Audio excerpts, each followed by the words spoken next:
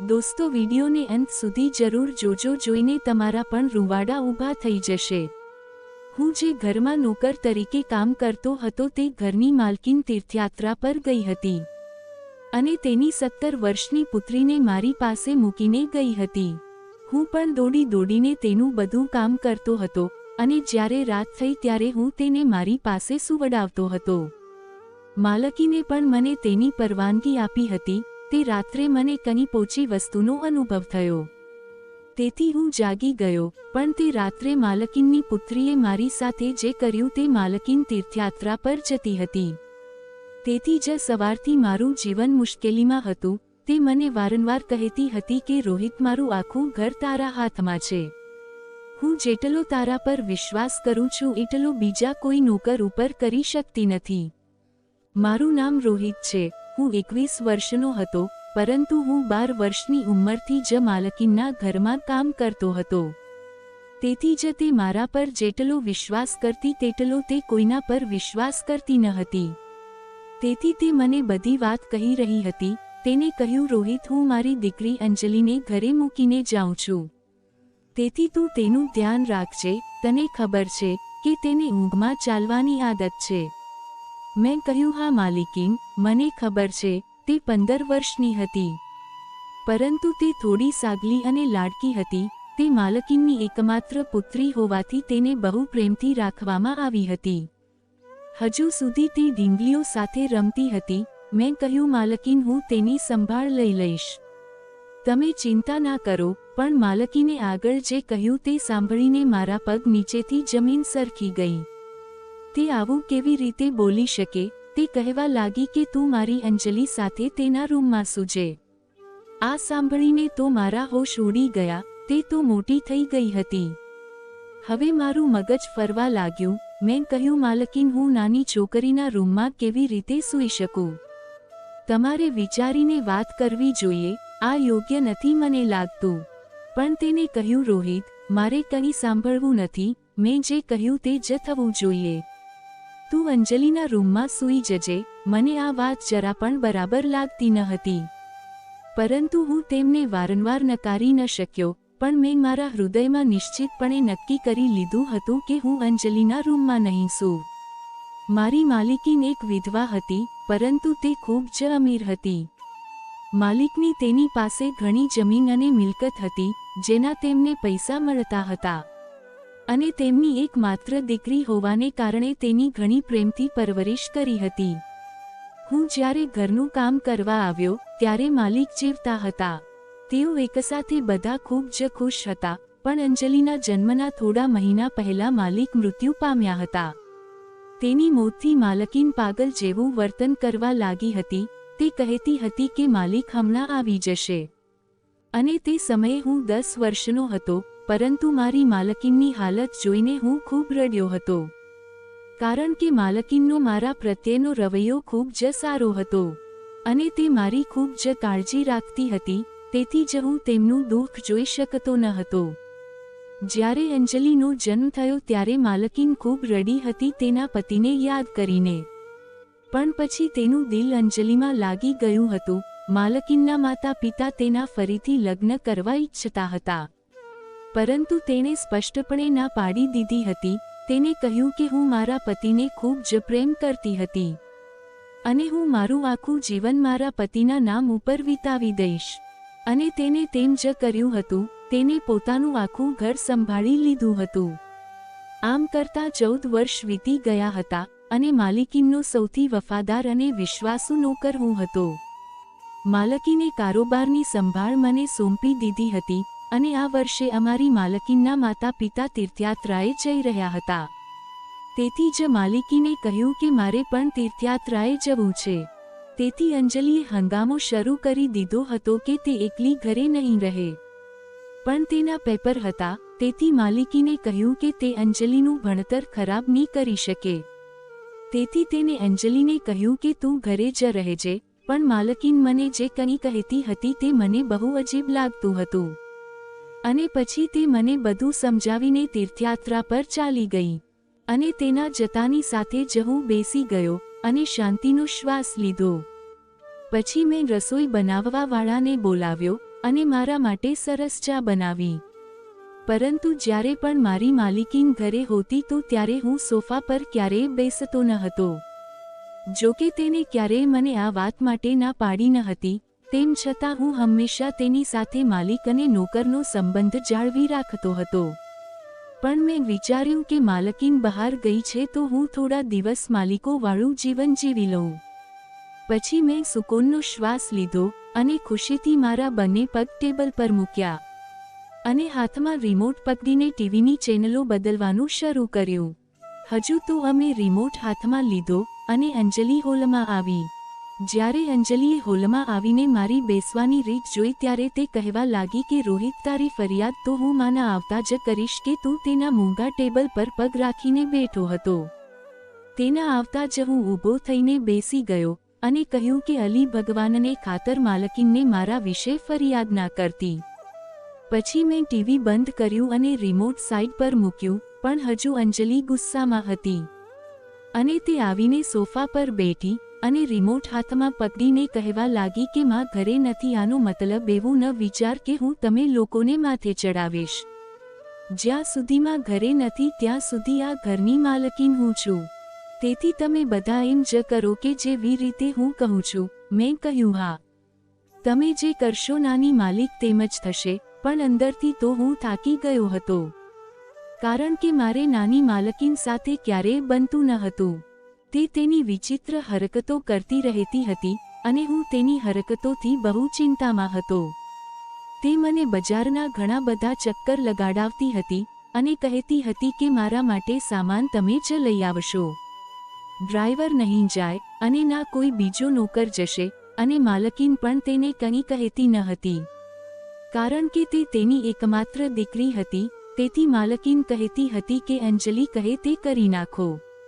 પછી જ્યારે નોકર ચા બનાવીને લાવ્યો તો મારા પર હસવા લાગ્યો અને કહેવા લાગ્યો, આવી ગયો તારી ઓકાત પર. પછી મેં તેની સામે ગુસ્સાથી જોયું અને તેને ચાનો કપ ટેબલ પર મૂક્યો. મારે જે ચા પીવી હતી તે અંજલિ ખૂબ જ આનંદથી પીતી હતી. આખો દિવસ આવી રીતે વિવિધ કાર્યો કરવામાં પસાર થયો.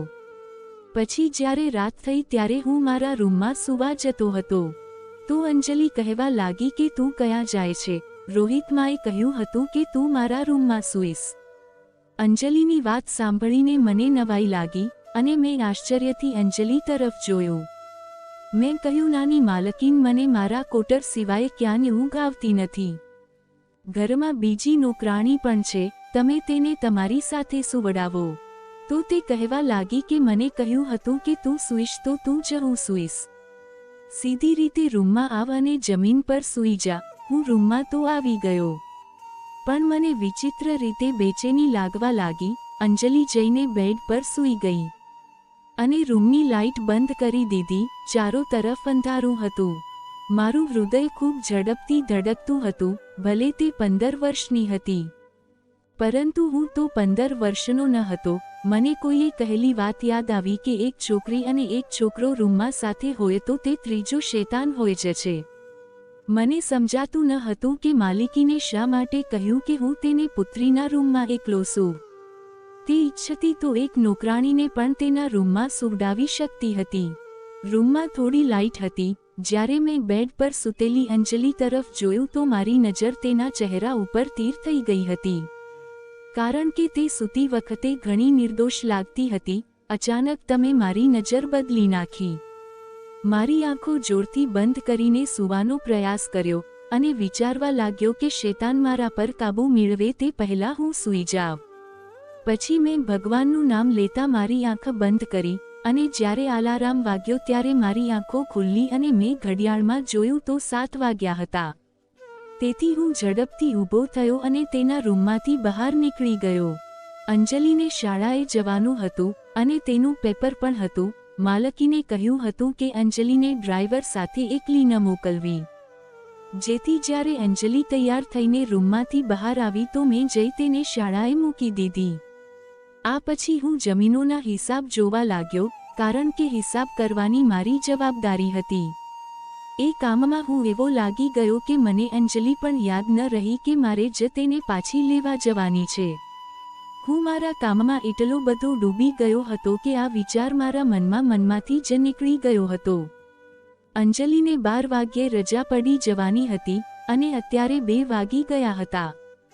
જ્યારે મારો ફોન વાગવા લાગ્યો અને મેં તે નંબર જોયો ત્યારે તે મારી માલકીનનો નંબર હતો.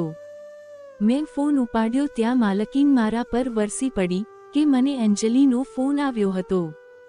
તે હજુ શાળામાં છે, તું તેને લેવા કેમ નથી ગયો? આ સાંભળીને મારું મગજ હલી ગયું. હું તો સાવ ભૂલી ગયો હતો. મેં કહ્યું બજારનું કામ અને હિસાબમાં હતો.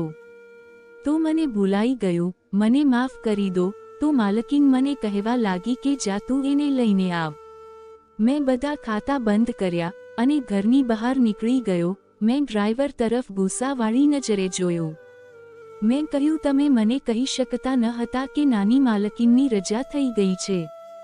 તો તેને કહ્યું કે હું તને શા માટે કહું? માલકીને તો તને નોકરોનો સરદાર બનાવ્યો છે. તે જે તને કહીને ગઈ છે તું જ તે વાતોનું ધ્યાન રાખ. તેની વાત પર તો મને બહુ ગુસ્સો આવ્યો હતો. માલકીન જ્યારથી ગઈ હતી જાણે બધા ન કરો મારી માથે ચડી ગયા હતા. જ્યારે તેની સામે તો બધા માથું નમાવીને રહેતા હતા. હું ઝડપથી ડ્રાઈવર સાથે બેઠો અને શાળાએ ગયો. તો આખી શાળા ખાલી હતી. એક અંજલિ જ શાળામાં હતી. પછી મને જોઈને ચોકીદારે મને કહ્યું આટલું મોડું કેમ થયું? અને અંજલિ ગુસ્સામાં લાલ પીળી થઈને કારમાં બેસી ગઈ.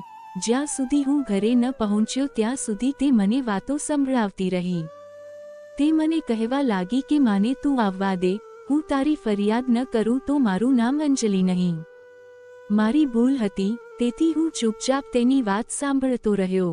જ્યારે અમે ઘરે પહોંચ્યા ત્યારે નોકરે ભોજન પણ તૈયાર કર્યું ન હતું. અને નોકરાણી પણ ઘર સાફ કરવાની બદલે વાતોમાં વ્યસ્ત હતી. આ જોઈને મને ચક્કર આવવા લાગ્યા હતા. માલકીન વિના આખું ઘર અસ્તવ્યસ્ત બની ગયું હતું. હું કોઈને પણ કંઈ કહેતો તો બધા મને કહેવા લાગતા કે તું પણ અમારી જેમ જ નોકર છો. અમારા માથા ઉપર ચડવાની તારે કાંઈ જરૂર નથી. હું માલકીને વિના બહુ હેરાન થઈ ગયો હતો. મેં નોકરાણીને બરાબર સાફ કરવાનું કહ્યું અને મારી દીકરી હેઠળ આખું ઘર સાફ કરાવ્યું. રાત્રે હું થાકી ગયો હતો અને જ્યારે હું અંજલિના રૂમમાં ગયો ત્યારે તે મોટેથી તેની શાળાના પ્રશ્ન યાદ કરી રહી હતી. હું મારી જગ્યા પર ગયો અને સૂઈ ગયો કારણ કે હું ઘણો થાકી ગયો હતો. પણ રાત્રે મને લાગ્યું કે હોલમાં કોઈ બીજું પણ છે. મેં કોઈના પગલાંનો અવાજ સાંભળ્યો. જ્યારે મેં આંખ ખોલી તો મને લાગ્યું કે જાણે કોઈ અંજલિના રૂમની બહાર માણસ ઊભો છે અને રૂમની બારીમાંથી અંદર જોવાનો પ્રયાસ કરી રહ્યો છે. મેં મોટા અવાજે કહ્યું કે કોણ છે? ત્યાં પછી મને થયું કે કોઈ રસોડા તરફ દોડતું જતું રહ્યું. તેથી હું તરત જ ઊભો થઈને રસોડા તરફ જવા લાગ્યો, પણ ત્યાં રસોડું સાવ ખાલી હતું. મેં લાઇટ ચાલુ કરી પણ ત્યાં કોઈ ન હતું. રસોડાનો એક દરવાજો બહારથી પણ ખુલતો હતો. મેં ત્યાં જોયું તો તેનો દરવાજો થોડો ખુલ્લો હતો, તેથી મેં બહાર જઈને જોયું પણ બહાર પણ મૌન હતું. મેં અંદરથી દરવાજો બંધ કરી દીધો અને પાછો આવીને સૂઈ ગયો. હું વિચારવા લાગ્યો કે રાતના આ સમયે અંદર જે વ્યક્તિ આવી હતી તે કોણ હતી. રાત્રે જ્યારે કૂતરાના ભસવાનો અવાજ આવી રહ્યો હતો ત્યારે અંજલિ ડરી રહી હતી અને કહેવા લાગી મને ડર લાગે છે, આ કૂતરા મને ખાઈ જશે. મેં મારો હાથ પકડ્યો અને તે બેડ પર પોતાનો હાથ મારતી હતી. તે કદાચ તેની ઊંઘમાં તેની માને શોધી રહી હતી. હું સમજી શકતો ન હતો કે આવા સમયે મારે શું કરવું જોઈએ. પછી હું મારી જગ્યા પરથી ઉઠીને અંજલિના હાથમાં મારો હાથ મૂક્યો. પછી તે મારો હાથ પકડીને ગાઢ ઊંઘમાં સૂઈ ગઈ હતી. પછી જ્યારે તે ઊંડી ઊંઘમાં સૂઈ ગઈ ત્યારે મેં હળવેકથી મારો હાથ તેના હાથથી અલગ કરી નાખ્યો અને ફરીથી મારી જગ્યા પર સૂઈ ગયો. તે પછી હું અંજલિના રૂમમાં સૂવા લાગ્યો. એક દિવસ એક નોકરે દૂધની ખીર તૈયાર કરી અને તેને પણ ખાવાનું કહ્યું અને કહ્યું આ ખાઈને તને શાંતિથી ઊંઘ આવી જશે. મેં પણ ખીર ખાધી અને રાત્રે અંજલિના રૂમમાં ગયો. તે રાત્રે મને ખરેખર ખૂબ જ સારી ઊંઘ આવી હતી. મારી આંખ જ્યારે ખુલી ત્યારે સવારે પડી ગઈ હતી. મેં મારી આંખો ખોલી અને મેં જોયું કે બેડ ખાલી હતો. ત્યારે સવારના 6 વાગ્યા હતા. અંજલિ આટલી જલ્દી ક્યારેય પણ જાગતી ન હતી, અને તેમાં પણ આજે રવિવાર હતો. જ્યારે હું રૂમમાંથી બહાર આવ્યો ત્યારે અંજલિ ત્યાં પણ ન હતી. મેં આખા ઘરમાં જોયું પણ તે ક્યાંય પણ મને દેખાતી ન હતી. મને બહુ ડર લાગતો હતો. મેં અવાજ કરીને બધા લોકોને જગાડ્યા, અને પછી તેઓએ તેને શોધવાનું શરૂ કર્યું, પરંતુ તે આખા ઘરમાં ક્યાંય ન હતી. મારા ચહેરાનો રંગ જ આખો બદલી ગયો હતો, કારણ કે માલકીન તેની છોકરીને મારા ભરોસે મૂકીને ગઈ હતી. તો હું રાત્રે કેવી રીતે સૂઈ ગયો? પછી મને ખબર પડી કે રસોઈ બનાવવાવાળો નોકર પણ ગાયબ હતો. મારા મનમાં વિચાર આવવા લાગ્યા કે થોડા દિવસ પહેલા મેં એક માણસને અંજલિના રૂમમાંથી રસોડામાં જતા જોયો હતો. તે આ નોકર જ હશે. મેં તરત જ માલકીનને ફોન કર્યો અને આખી વાત માલકીનને કહી દીધી. મને તેનું સરનામું પણ ખબર હતી. માલિકીને કહ્યું, તમે તે નોકરની ઘરે પહોંચો અને તેની પાછળ જાવ, હું પોલીસને ફોન કરું છું. પણ જ્યારે હું તેના ઘરે પહોંચ્યો તો તેની પત્નીએ કહ્યું કે તે ઘરે આવ્યો જ નથી. ત્યારે મને ત્યાંના વિસ્તારના લોકો પાસેથી ખબર પડી કે સવારે નોકર અંજલિના મોં પર હાથ રાખીને તેને કારમાં ક્યાંક લઈ જઈ રહ્યો હતો. તે સમયે પોલીસ પણ અમારા બંગલા પાસે આવી ગઈ હતી. તમામ તપાસ બાદ બંગલાની બહાર લગાવેલા કેમેરાની મદદથી તે કારનો નંબર મળી ગયો હતો, અને તે અંજલિને જબરદસ્તીથી કારમાં બેસાડી રહ્યો હતો, અને હું પણ પોલીસ સાથે ગયો હતો. અને તે કાર એક સુમસાન જગ્યા પર ઊભી હતી. પછી મને યાદ આવ્યું કે તે મને એક વખત આ જગ્યા પર લાવ્યો હતો. અહીં તેના મિત્રો રહેતા હતા. હું ભાગતો તે જગ્યા ઉપર જવા લાગ્યો જ્યાં તેના મિત્રનું ઘર હતું. પોલીસ પાછળથી આવી, પરંતુ હું તે ઘરમાં પહેલા જ પહોંચી ગયો હતો, અને મેં દરવાજો જોરથી માર્યો, અને તે ખુલી ગયો. સામે નોકર અને 2 માણસો હાજર હતા. તેઓ અંજલિને દોરડા વડે બાંધીને ખુરશી પર બેસાડી દીધી હતી. તે ખૂબ જ રડતી હતી. તેને જોઈને મને ગુસ્સો આવ્યો, અને મેં તે બધાને ખૂબ માર્યા, અને થોડી જ વારમાં પોલીસ ત્યાં પહોંચી ગઈ. પછી તેઓએ તેને પકડીને જેલમાં ધકેલી દીધા. જ્યાં સુધી હું જીવતો છું ત્યાં સુધી તને કોઈ નુકસાન નહીં પહોંચાડી શકે. તે મને કહેવા લાગી કે મને તારા પર પૂરો ભરોસો હતો કે તું મારી દીકરીને સુરક્ષિત રાખીશ. મેં કહ્યું કે હું તેને મારી નાની બહેનની જેમ જ માનું છું.